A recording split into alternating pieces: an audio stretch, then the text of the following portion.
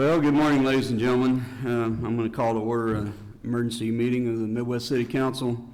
Without saying, or it should go without saying, that these are challenging and interesting times for our country and our community.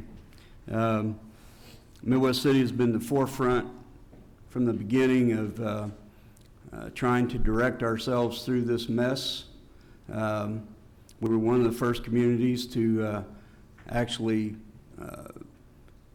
pass or look at all of our agencies within the city and take precautionary measures and publish those measures. Last week we had an emergency meeting declaring an emergency. That's kind of redundant, but and as promised, as things and change, which they are daily, we promised the public that we would come back and also amend our issues so we could protect not only the public but also our businesses within our confines of Midwest City. With that being said, we're going to discuss a couple of changes in our ordinances this morning and move ahead. And please keep in mind that once again, this is a daily changing situation.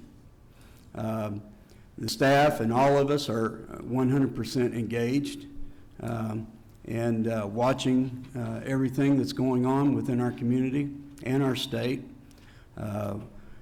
We're attending numerous teleconferences on a daily basis, sharing information with Oklahoma City, Tinker Air Force Base, the Oklahoma County Health Department, the Oklahoma State Health Department, the Governor's Office.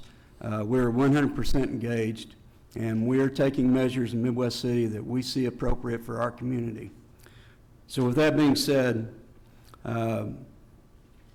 we do have two discussion items.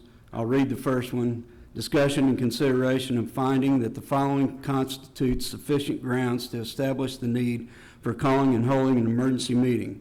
On March 13th, 2020, the President of the United States declared a COVID-19 national emergency. On March 15th, 2020, the Governor of the State of Oklahoma declared an emergency which caused by the impending threat of COVID-19 to the people of this state and the public peace and health and safety of all 77 counties were included in the state of emergency. State emergency operations plan has been activated, and resources of all state departments, agencies available to meet the emergency are committed to a reasonable extent necessary to prepare and respond to the COVID-19 and protect the health and safety of the public within the state of Oklahoma. Preventive measures required action by the city as establishments are not voluntarily complying with the CDC recommendations. Mr. Lyon. With that being said, the chair would entertain a motion to pass this first discussion item, and as I've been advised, we do need to conduct a roll call vote. I do need to add that Councilman Reed from Ward 4 is on the telephone, and can you hear me, Sean? Yes, sir.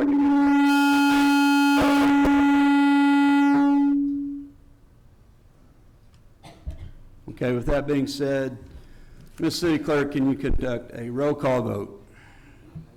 Make a motion to declare an emergency this meeting. A second.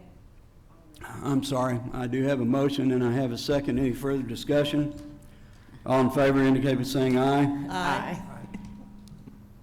It's okay. Roll call vote. Roll call vote, sorry. Ward 1, 2, Yes. 3, Yes. 4, Yeah. 5, Yes. 6, Yes. Mayor. Yes. Mr. Lyon.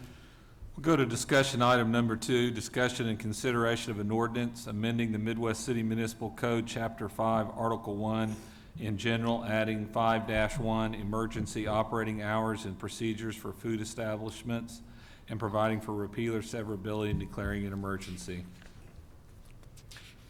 And we'll do 2A after. Motion to approve. Hang on, before we do that, we do have people in the audience, citizens in the audience. Let's have the city attorney. Heather, would you just give a real quick brief on the ordinance that's been drafted, and then we're gonna have the fire chief come up and go over his findings from last night. Okay. Briefly, the reason that we chose an ordinance was so that there could be some enforcement power, which is for the $200 fine to the owners of any premises not complying with the CDC recommendations, and also any patrons or staff and Chief Claves is here as well, who my understanding is that those types of citations would only be issued in the event that they simply cannot get the public or staff to comply with needing to close down those operations. Different members of administration had gone around the city to see what type of compliance with CDC recommendations of 6 feet apart, just doing takeout and delivery, and other public health measures were being complied with, and a lot of the sole alcoholic establishments were had a lot of standing patrons and were in a capacity that there was no way to do the 6 feet distancing, and that led to the reason that Midwest City was taking this action. Bert, would you come on up and address the council, please?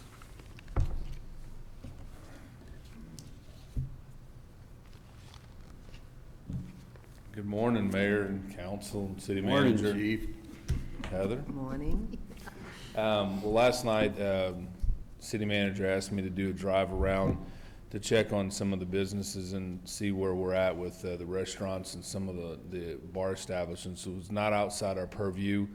The fire department often enforces occupancy loads and things of that nature for when there's concern for different events that are going on.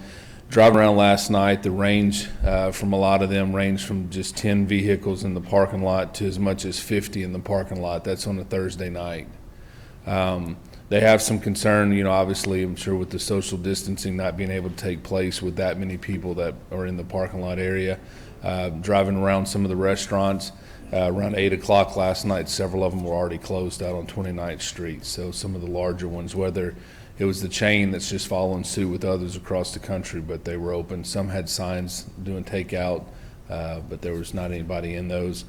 The restaurants, from what we could tell, there were some there were some staggered seating, and the ones that were opening, they were taking, people weren't just on top of each other, but they weren't overcrowded with people either. So I think they social distance themselves on their own there. But you want to talk about the bingo hall? You want specifics? Okay. So doing the drive around as we crossed, I thought about the bingo hall that we have on Air Depot there, 1110 South Air Depot, and there was at least 50 plus people in the parking lot there. We know just by nature, that's not above their occupant load, but we do know that when it gets that crowded, they're not social distancing, skipping seats between each other to get that for their operation, just from experience of being in there. So again, that's on a Thursday night, so we would assume that the night and the weekends are usually busier for those types of events. The same thing with some of our the bars around. There's a little bit the weekend time. We know that usually steps up a little bit, so we'd assume that those would at least numbers would be larger tonight than they were last night. What time was your bars? They were between 7:15 and 8:30 last night. We found one was already closed, which it may just be open on the weekend. Some had just been sporadic over time of noticing people there. So one was closed. We had a list of 17 on our records and file that we do annual business inspections on every year, and one was closed. Two of them I wasn't able to locate, and I think they were in a strip center and had closed, and they're in the process of changing the occupancies now, because we do have a drink shop. We do have the cigar lounge was closed last night when I went by at 8 o'clock. It's not uncommon. They close early sometimes during the week. They're not usually a typical 2 o'clock in the morning establishment. So, it's between 7 and 8 we were passing by each one of them, and that's where we were at. So I'd like to just, as far as the bars,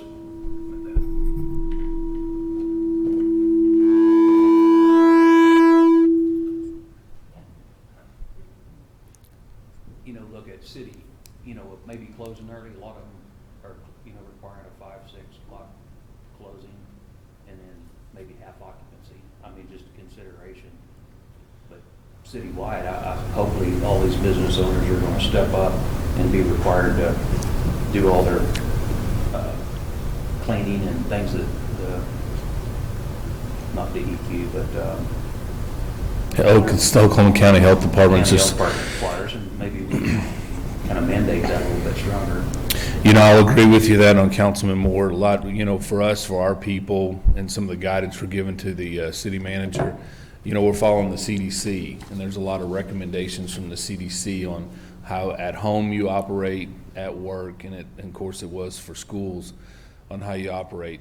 You know, the problem with going through and doing a temporary certificate of occupancy is understanding that if you had the 10, which is a recommendation for people in there, while there were some that made the rounds that just, you know, last night were whether that's, you know, they would have been within the realm of that, that if we did that and tried to make the rounds and said this is all you can do, there's going to be tough situations for turning people around. You're still going to have people that would be in some sort of violation from it. At the same time, we're going to have somebody that's walking into the crowded areas when we're trying to protect those deals and enforce the law to make them to where they can only be 10 people in there. Are they going to be, we don't typically have, not from personal experience in visiting all our establishments, but responding to them over the years, they have not typically have what you would see as a bouncer situation where they have a gate guy at the gate saying, no, you're not in, you can't, you can come in, you can't. So a lot of them have run with the minimum staff. You know, they'll have a bartender there, and you know, if they do have mixed in with food, they may have a couple waitresses or waiters in there that's delivering food to them. So enforcement would really be on the one person that's there trying to serve people.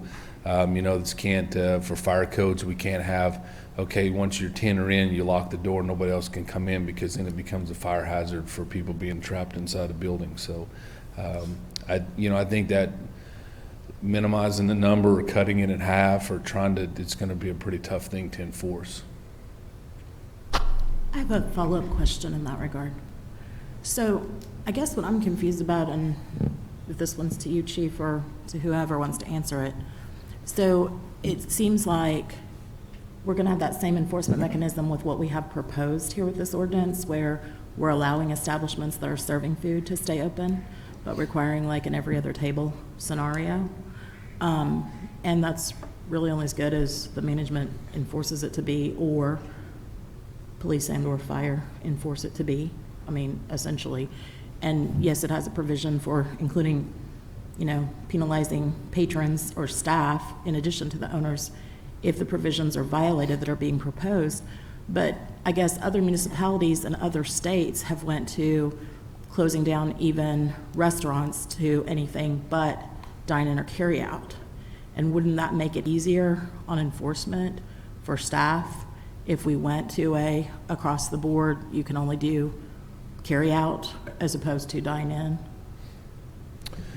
Well, I think, the enforcement part is, with Chief Claves and doing those, we have done the enforcement on the occupancy load and things are in the fire department's purview, but it is a question that he has. But, I think in a lot of the discussions, typically by nature, he would see that in a restaurant, it's easier to have more social distancing because the people are waiting many times to be seated. There are some open seated places. Some of them are making them to where it's that you can open seat and just walk in. But with drinking establishments, social boundaries are reduced a lot of times. There's a lot of close-knitness, whether it's people that have sit to the bar there, and just over time, as you begin to get So it's, you know, the restauranting may be easier to do. Fast food restaurants would be easier for drive-through. Many of our places, we've gotten word that they are already working on ways to do carry-out and delivery to people. It's stepped up that a little bit. So, you know, the social distancing may be a business that figures out it's too hard for them to enforce for whatever reason, but they're able to either, you know, put the chairs on top of the table so people can't sit there, or put a table and enforce. We have heard that there are some people that have already done this, and the way that they have done it is the table's there, and then our booth may be on the wall, and they'll have a chair in front of the booth sitting on the edge, and they won't allow people to sit there. And if someone goes to sit there, they'll tell them you can't sit there, and then push the chair back, and they move on for those that are in open seating. So, Councilwoman Eads, this language came from a Washington DC ordinance, is where we got the thought, there's about 6 restaurants that are still open in Midwest City, and they would have to reserve the table, mark them off like the chief said if we continue. But this is purely at this council's discretion on how you want to move forward. This is a suggestion that we're making right now. Talk to the police chief, he feels comfortable that they can enforce it. Because it's small numbers. If it was large numbers, you're right, it would be very difficult to enforce. Well, the good thing about this too, and the mayor alluded to this in his opening remarks, is that we've had 2 meetings already this week. This is Friday, and Tuesday's not that far off.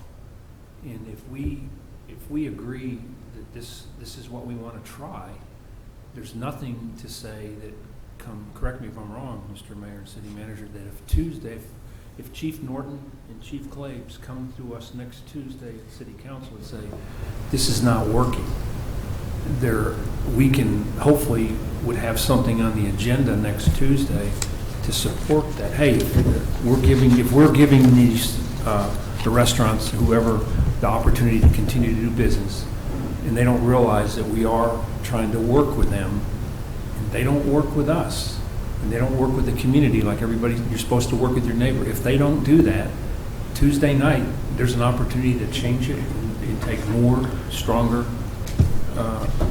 action to shut it down completely. Absolutely. I hope that it would be that, you know, we're trying to work with everybody, but if they don't comply, I mean, that would be my recommendation. Well, in voluntary compliance, just spot checking all throughout the city the last couple of days, we've actually got that.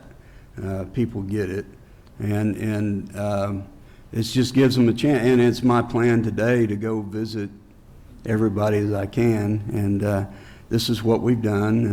And you know, and like I said, from what just spot checks I've done myself personally, they're already complying. So this gives everybody an opportunity not only to comply with the suggested changes, but also to stay in business.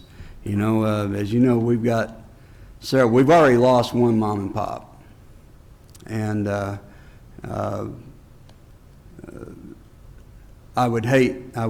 mean, obviously we've got to take the public safety into mind, and that's what we've struggled with. And I know you have too, and this gives them one more opportunity to stay in business. And like I said, voluntary compliance is a lot more palatable than the government coming in and saying close. So No, and I do understand and respect that fact. Like, we've been kind of at the tail, so to speak. Other cities have stepped out and foreclosed all dine-in options and so forth. Well, and it makes it hard on a lot of people to just be able to have a means to, not excuse the phrase, get cabin fever, being at home all of the Absolutely. time, as well as to cause the financial strain at a minimum or risk of closure. And in this same vein, just really quickly, I'm just concerned about, you know, making it more burdensome on our folks to be able to deal with that. And chiefs, you're comfortable with this? I mean, then I think we have a good option, and I respect what always- I would like Councilman, to- sorry, just, Before you I'm make this any close, motion. I'm this close, I promise. let- What Councilmember Byrne has said with regard to, we can revise this if we find it's not effective Sure. enough. And just in that same vein, really quickly, I wanted to say, I very much appreciated what our chamber has done to provide via social media a list of businesses that are still out there, particularly mom and pop locations that are still serving, even if it's just carry out services, so that the citizens know where to go. And there's been some like posts by the city itself, by city officials, mayor, some of the stuff on social media just by citizens. I think there's a desire in our community to support our businesses and to assist them any way we can. These are the same people who, every time we go to them and ask for charitable donations for our churches, for our schools, for our bands, for our kids, for activities, they give willingly. And so anything that we can do to try to assist them through this process, I think, is something that we should explore. Sorry. Ms. Allen? Yes, thank you very much, Susan, and I do agree. I just want to hear if there's anything that Chief needs to update us on before we make any motions. Before we go to Chief, I'd like to say something. I work for the State Department of Health also, and things are ever changing every few hours of the day. And I can tell you that the restaurant owners, the business owners, small business owners, are looking out for their employees as well as their own selves out there, and they want them to survive out there. So they're trying to stay open to accommodate as well as their employees, themselves, and the public out there. So I think that they will abide by the things that we put in place. There's going to be a few, always going to be a few, but I think for the most part, they are going to be looking out for what we're doing. And if we do see next Tuesday that there is something that we have to make changes to, we're going to have to do it anyway, because everything that the CDC sends out is going to be ever-changing every day. And one thing is, as Brandon's getting ready to speak, that is, to answer your question, Jeff, is that, it's really, if you watch the news, which some of it has good filtered stuff in it, some of it, some things that make you think a lot, but the younger generation here doesn't quite grasp this yet. Mm-hmm. And the one young man that's in Pensacola, Florida right now, that's just living his life to his fullest, he feels like, that was, very well inebriated in the conversation. This isn't going to stop me from partying. That takes you to the flip side of the tough decision for you guys that Chief Claves and I have in enforcing what guidelines come down, what's in the best interest of the public, many times takes an action by you to put those rules in play for us to be able to enforce. Sometimes it's hard to talk common sense into people that have had too much to drink or even before it's coming, because they don't quite understand what the realm of this, and the severity of this has stepped up a lot for us, even as responders, because this is it's reached the point to where it's community spread, to where people aren't traveling that are showing up with it. They're just living their everyday life. And so it's something that they can't get a control on spreading, so. I agree. I'd like to hear Brandon's, but if they have to close early, that gives all businesses, and a bar included, the bartender and the owners, if they value their business and value their customers, it's give them the same leeway that a restaurant guy does. Shut them down a little earlier than normal. If they're not compliant, I just hope if we come back in 2 or 3 days on Tuesday, we're not penalizing every restaurant in town, and we're only penalizing a restaurant that doesn't seem to be compliant, or a bar, or any business. We can do everything we can, but if the On-Q and the whatever Valeros are compliant, and I think we should be in those stores too, somehow helping regulate that we're keeping, you're not regulating an On-Q at all. They don't have any hand sanitizer or soap or paper towels in the bathroom. They're not practicing any safety at all, but then we're letting other businesses survive. Hopefully we can use common sense in each business, but we probably do need somebody monitoring a little bit, shut down the ones that aren't compliant, not all of them. Some of them have. It's just oddly enough, just one I stopped in last night has it's a bucket about this size, a flat deal with a hand pump on top as you're at the cash register to sign on there, pump away. So there are a few of them. People in the grocery stores or in the convenience stores are keeping the recommended distance away from others. So. Go ahead, Chief. Thank you, Mayor, Council. I think it's important to maybe alleviate some of your concerns, Mr. Moore, is the fact that we do have a plan in place, and I think Pat Byrne has certainly said it very eloquently. You have an option to come back and regroup on Tuesday because it's an ebb and flow. I'm a strong believer in, obviously, education, communication, and cooperation. I've given you our plan of implementation on this emergency ordinance if passed by your vote. It's so important to understand that we've already activated a group of officers who will go around today and do education.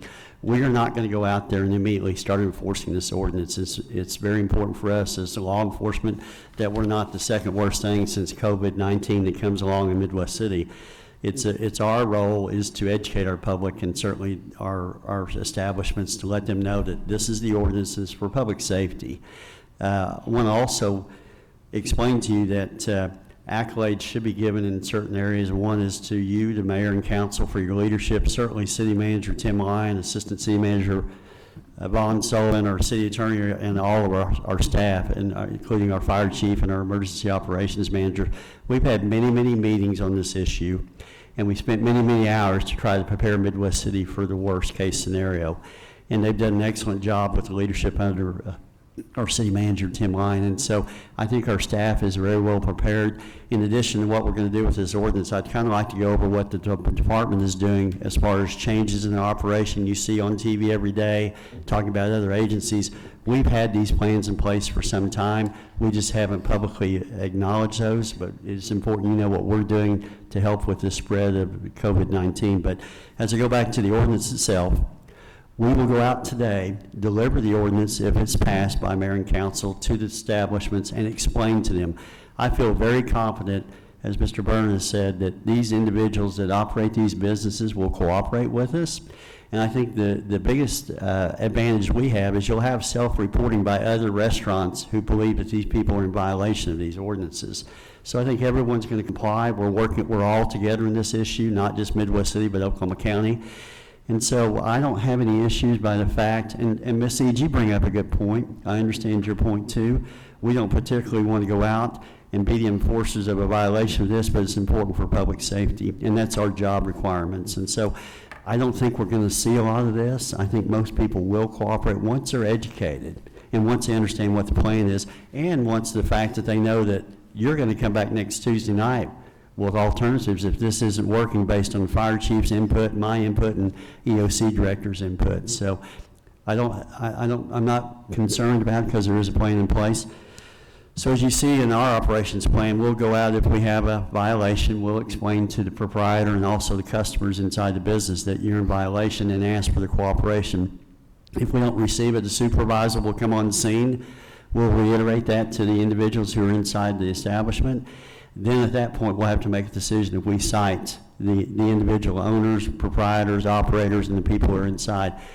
I just feel very confident that people will use common sense and obey the actual ordinance itself. And so with that said, I would also like to go into some of the preparations we've done. If you'll be patient with me, Mayor, can I just use about 3 minutes to tell you what fire and police, and I'll have fire chief come up and speak on their behalf. But as far as patrol operations, and I've given this information to the city manager, is when possible, we're limiting all of our access to the police department. Obviously, we're open 24/7. We have to have access, but we're limiting that. We're not actively serving municipal warrants at this time. We do have 2 municipal warrant officers that do a lot of telephonic calling that people do come in and surrender themselves. But for example, if we have a hold at a different facility, we're not going out and actively bringing those people here to Midwest City to our jail to control access. Officers are obviously citing and releasing on minor violations, which we've done in the past, but we're also expanding that when the occasion arises. We're limiting our response to medical calls. We're referring those to our expert, our fire and EMS people. The 911 has established a protocol on sick calls where they're asking specific questions. And so we're really the last ones to go in. The ones that are at risk are EMS and fire, and the fire chief can speak to that. We're obviously limiting access to our patrol vehicles. You know, typically the normal procedures, we'll have people come back into our patrol cars. We're not doing it at this time. We're screening calls and trying to encourage people to report by phone if possible. We have officers available to take those phone and reports. Our community action officers have suspended all public meetings, and majority of the organizations have postponed those activities also. We've issued out the N95 masks to our officers. We do have some hand sanitizers. It's very difficult to get those supplies, but we're working on it this time. And they're using good common sense. This is not the first issue we've had with universal precautions or epidemics as far as law enforcement or fire. So we're used to this when in dealing with this.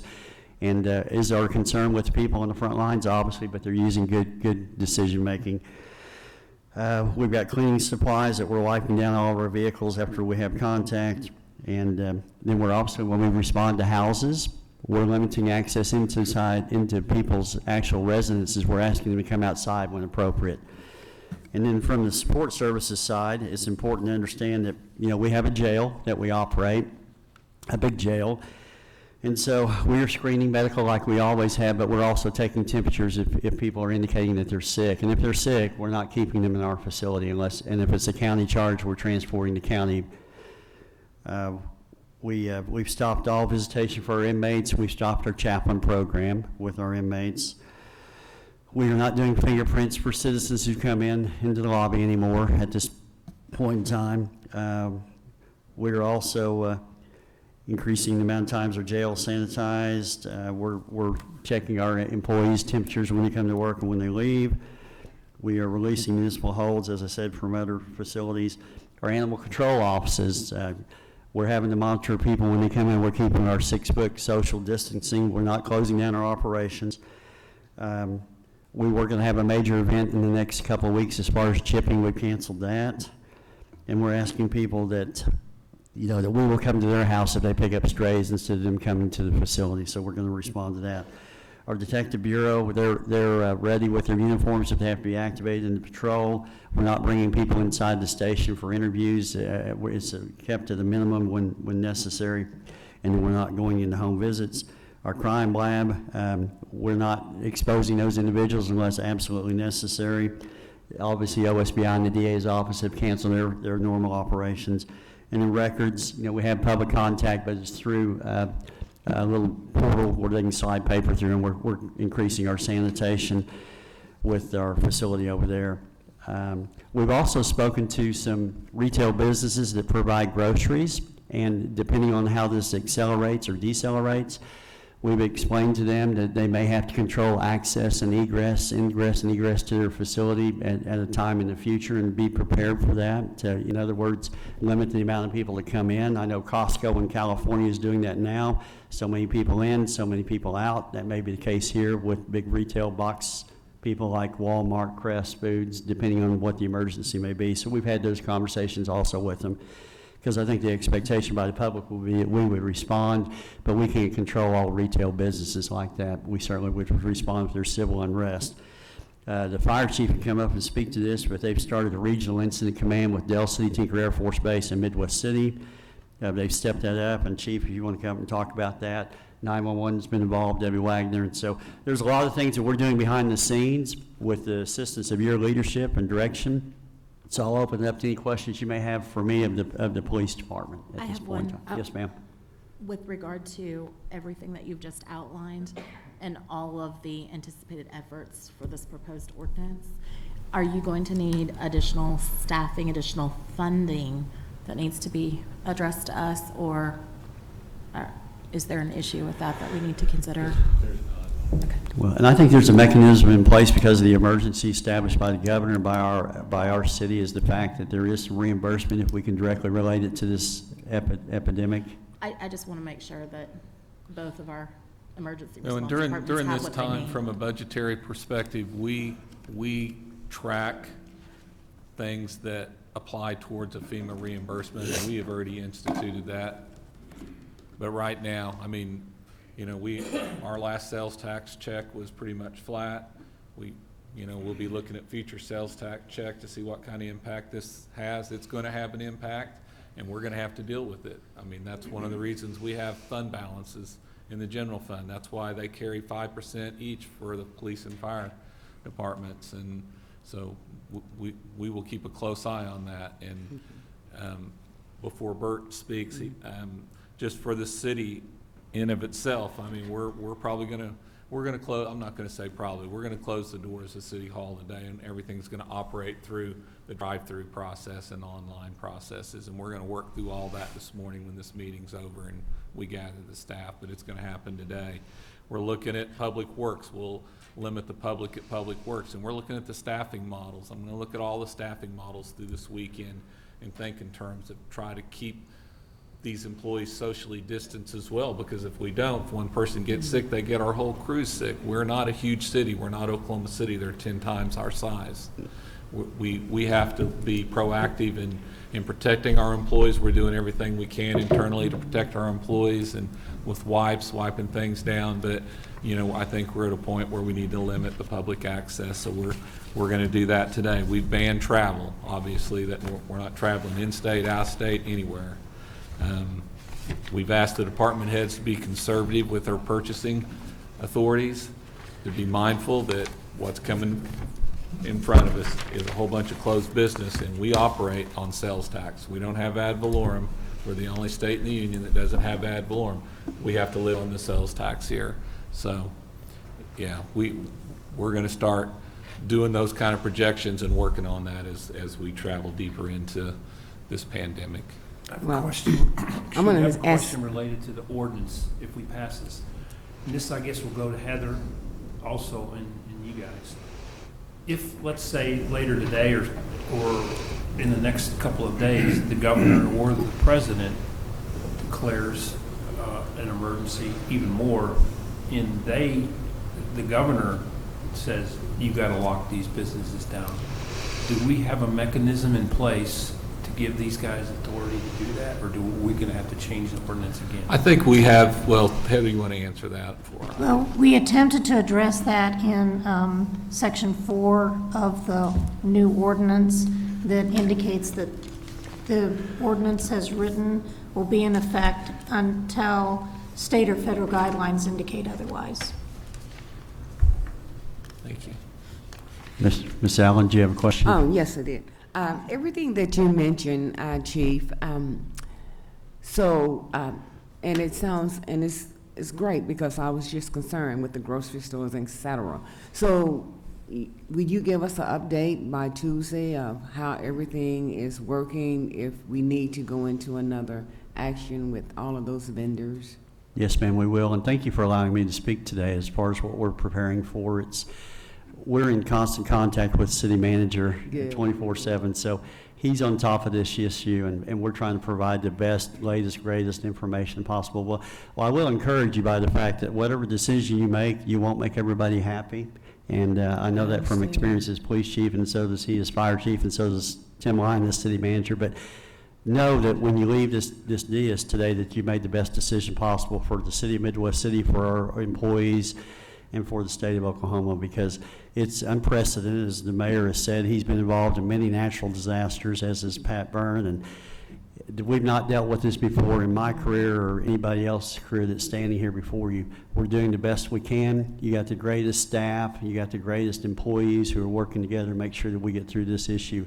And as Mr. Lyon has explained to us, his indication is that the wave is probably, the peak is going to be in the next few weeks, so we're really not experiencing it this time. So we've got to be prepared for that. That's why we're talking to retail businesses, because if there's a panic, and we know that it could happen, we want to be prepared for that also. And we don't know what the future holds, but we appreciate your direction and your guidance, and so we're doing the best that we can. But I'm telling you, you got a tremendous staff, not just police and fire, EOC, the entire staff, because they've worked very hard to bring this to you today and try to do what's best for everybody. Everybody's suffering. It's very difficult for us. We don't want to be the ones out there citing people for a violation of this ordinance, but we want them to be smart about how they operate their businesses. And that's what this ordinance is about, not to punish someone, but protect somebody.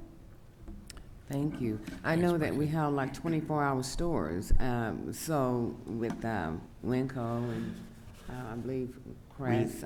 You know, they've changed their operations, Miss Allen. Okay. Some of them are closing down now for stocking purposes. Okay. You know, Crest Foods, Sanitizing. right, so Crest Foods has historically never closed, but they're considering closing I understand maybe in the late hours of the evening to at least stock and clean their businesses. I don't know if they're going to do that, but Winco has. There's been other businesses that have done that. So I think most people are self-regulating at this point. They realize that this is not a fad. This is an issue that we have to address, and maybe long-term, or it could be short-term. But you've got the ability to come back and make changes, and we'll give you the best information we have available to do that for you. Because I say this about the grocery stores. I understand that people are trying to buy groceries and they're, the grocery stores are running short, shelves are empty, and there's a lot of people still out there shopping, trying to make sure that they have groceries. So I was really concerned in a way of the time frame, and as you mentioned, so many people going in and going out, is how would that ever be regulated?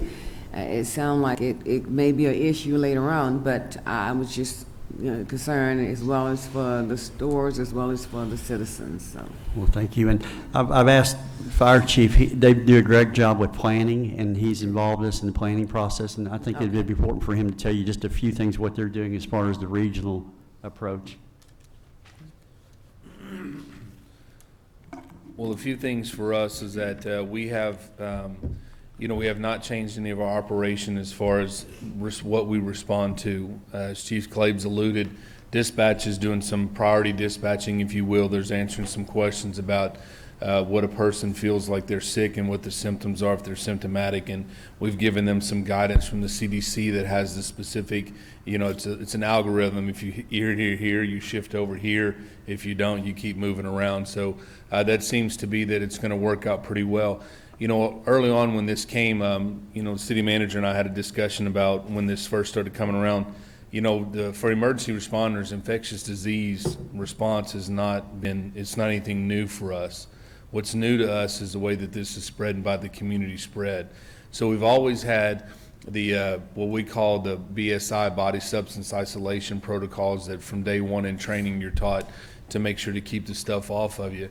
The problem that we're running into is that we're not having the supply. We're not able to get the supplies to replenish what we used to could just turn around and order.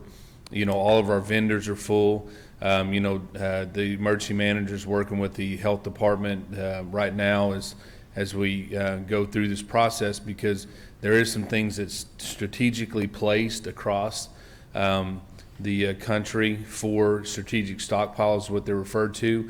We've done several exercises with push partners and getting things out in locations that way.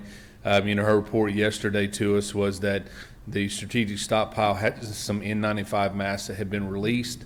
There was a very small amount, roughly about 40,000 of those, and they're all going to the hospitals first, so we're going to be on limited supply. You guys, for us, have made some advances in some of our equipment, most recently with our SCBAs.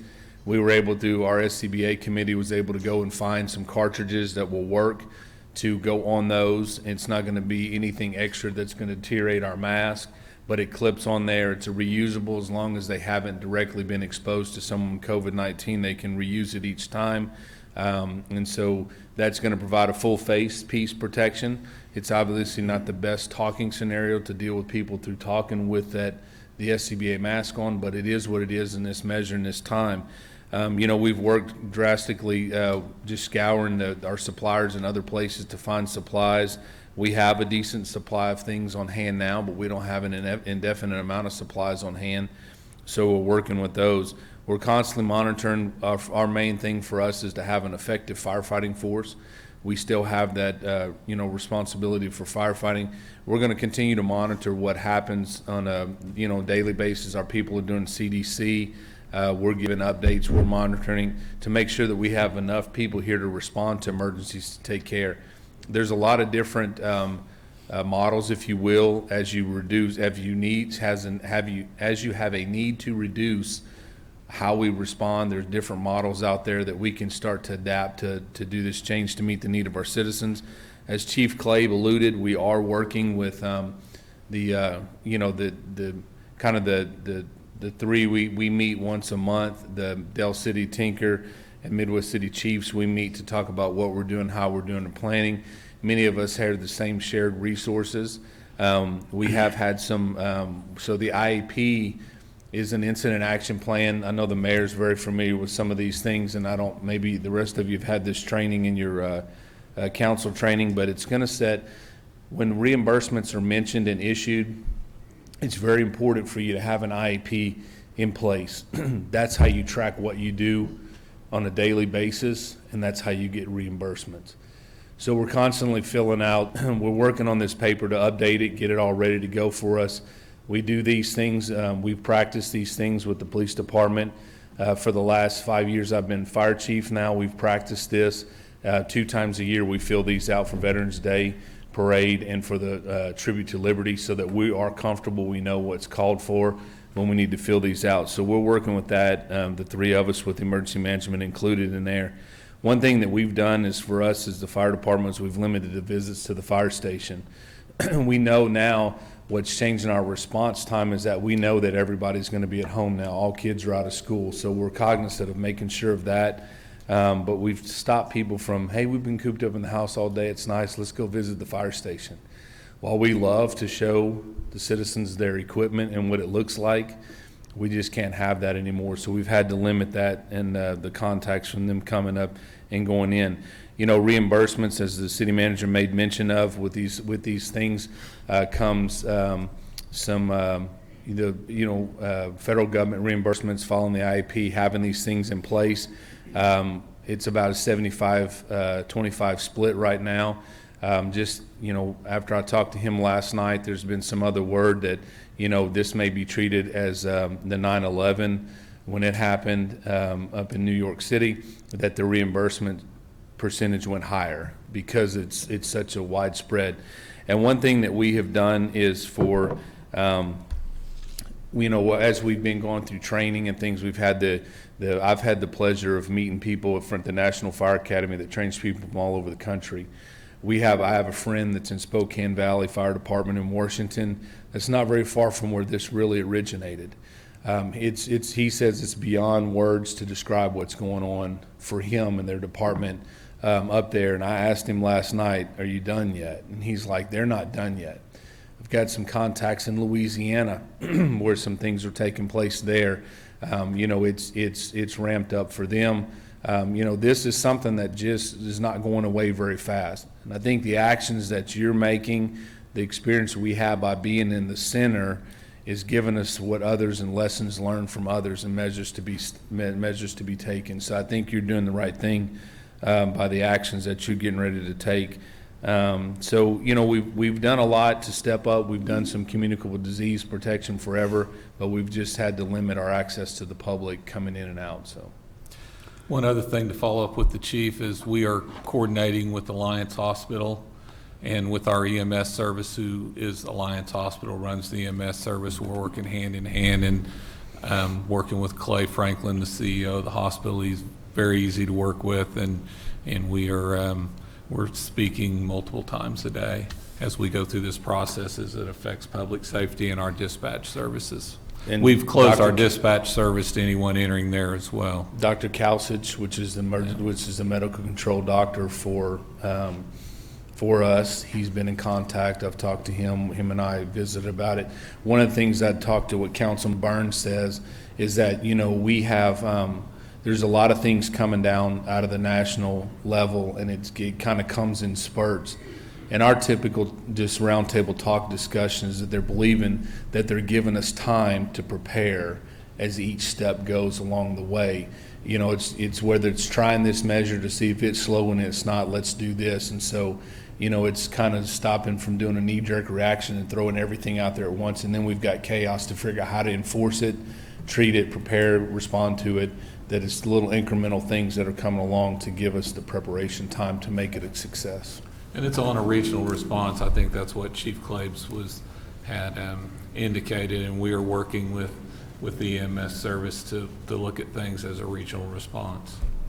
And we have, one of the things we're trying to make sure that we do with, Chief Klebs and I visiting from the responders and the people that, having there to meet the need, we get phone calls from others about what are we doing, how are we handling, because there are smaller places that are really worried about that these exposures, and if this hits their their town, many of them won't have anybody to respond at all. What are we going to do, and how are we going to do it? So, you know, we're very blessed with, have you blessed us with the staff we have, the number of personnel, and we're trying to be due diligent just with them for their health and safety being priority number one, but also to where we're able to manage our resources to meet the needs of the people in our community. So, Well, thank you, Chiefs, for that, all the information.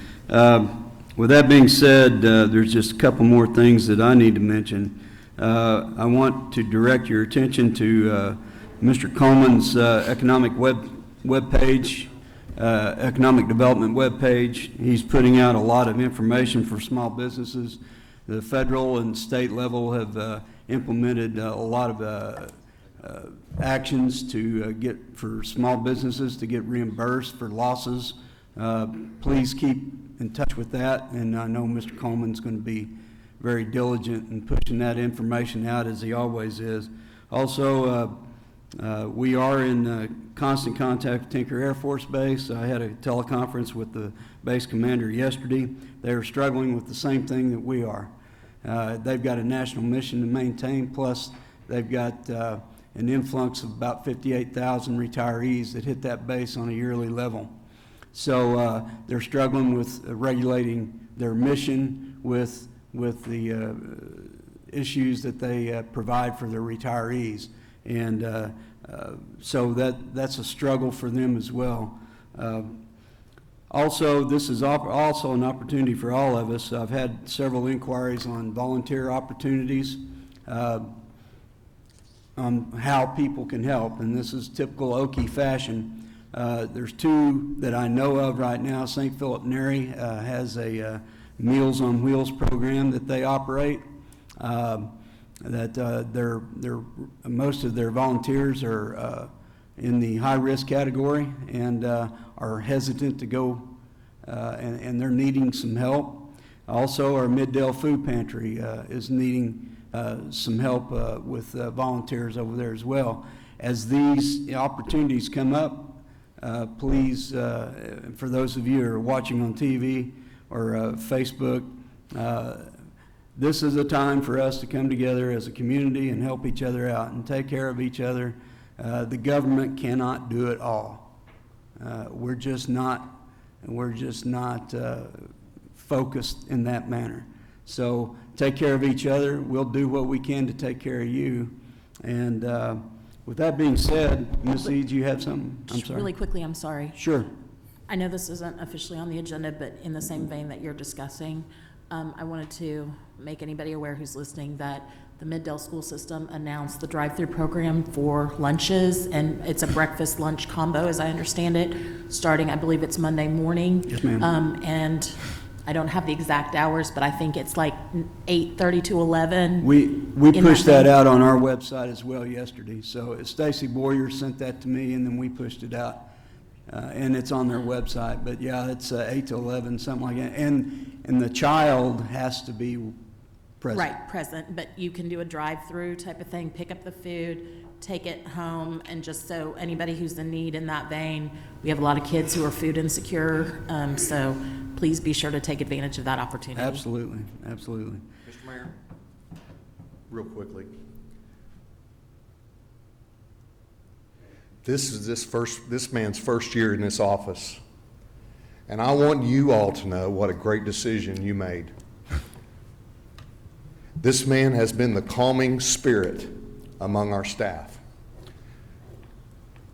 Tim Line has exhibited some of the most calm. He may be churning inside, but he keeps us calm. Since the Utah Jazz made the decision to come to this city with an infected player, he has been 24/7, keeping us calm, meeting all day, every day.